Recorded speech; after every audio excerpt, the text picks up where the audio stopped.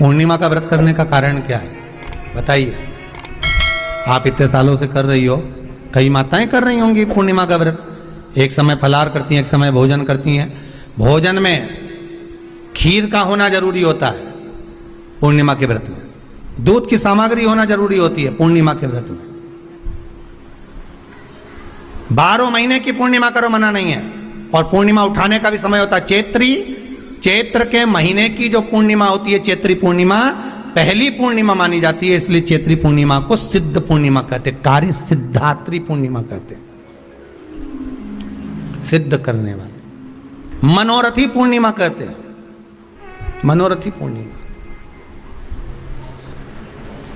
इसलिए पूर्णिमा का व्रत कहां से उठाया जाता है? चैत्र के महीने की पूर्णिमा से पूर्णिमा का व्रत उठाया जाता है कि मैं महीने की पूर्णिमा करूंगी तो वो चैत्र पूर्णिमा से उसको उठा लिया जाता है।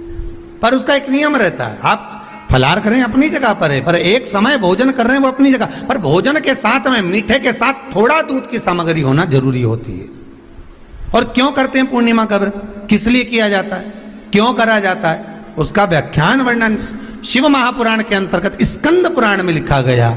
स्कंद पुराण में वर्णन किया है श्री वेद व्यास जी महाराज ने, कहा यह पूर्णिमा का व्रत इसलिए किया जाता है कि व्यक्ति का जब मन गलत भ्रम में जाने लगता है, मन जब गलत जगह पर जाने लगता है, तो ये मन को गलत जगह पर ले जाने वाला कौन होता है? तो कहा यह चंद्र होता है। व्यक्ति की राशि के अंतर्गत, व्यक्ति की पत्रिका के अंतर्गत, व्यक्ति की ग्रह दशा के अंतर्गत जब चंद्र बेकार चलता है तो व्यक्ति अच्छा करते करते भी बेकार करने लग जाता है। चंद्र डोल रहा है। कई माताएं कहती हैं गुरुजी हमारे बेटे को आशीर्वाद दीजिए, बहुत गलत संगत में जा रहा है, मतलब समझ जाना कि चंद्र गड़बड़ जा रहा है। बेटी अगर गलत मार्ग पर जा रही है, बेटी अगर गलत संगत में जा रही है, किसी अन्य व्यक्ति को आकर्षित हो, चंद्र गड़बड़ हो रहा है, उसका चंद्र कहीं जा रहा है। कोई पुरुष, कोई लड़का, कोई गलत मार्ग पर जा रहा है, चंद्र गड़बड़ हो रहा है।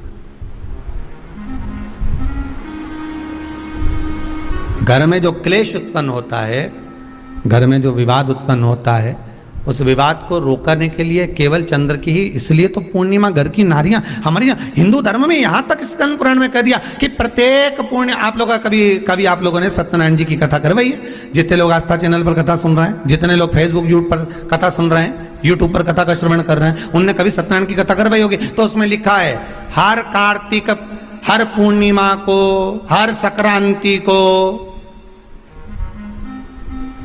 ब्राह्मण सत्यनारायण भगवान की कथा या राजा या वैश्य कथा को कराता था या बढ़िया कथा कराता। सुनी कि नहीं सुनी ये बात? सत्यनारायण भगवान की कथा में लिखा है, स्कंद पुराण के अंतर्गत जो सत्यनारायण भगवान की कथा का स्मरण किया उसमें लिखा है प्रत्येक संक्रांति पूर्णिमा को सत्यनारायण की कथा करवाने लगा और ये योनि को प्राप्त हुआ, इस योनि से छूटा, इस योनि में गया। लिखा है, सब कुछ लिखा है।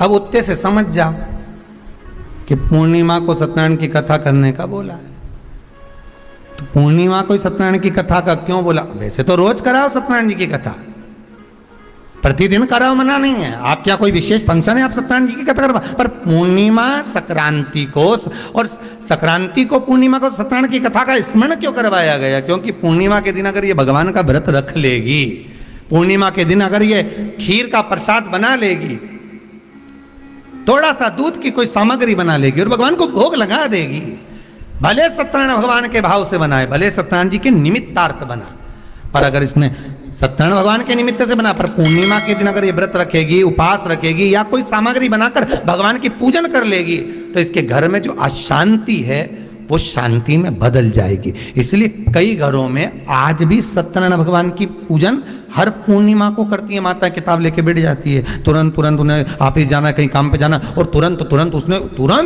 जल्दी कलश रखा, कलश नहीं भी रखे तो भगवान की पूजन कर रखे, ब्राह्मण देवता को बुला लेगी, ब्राह्मण नहीं आएंगे तो खुद कर लेगी, पर करती जरूर है। इतना सा आटा सेक लेगी, पंजेरी बनाई, सीरा बनाई, मिठाई रख दो, कुछ भी करेगी पर सत्यनारायण की कथा कर ले। उसका मन लग गया उसमें, मतलब पूर्णिमा को करना है। उसको करने से क्या होता है? शांति रहती है, शीतलता रहती।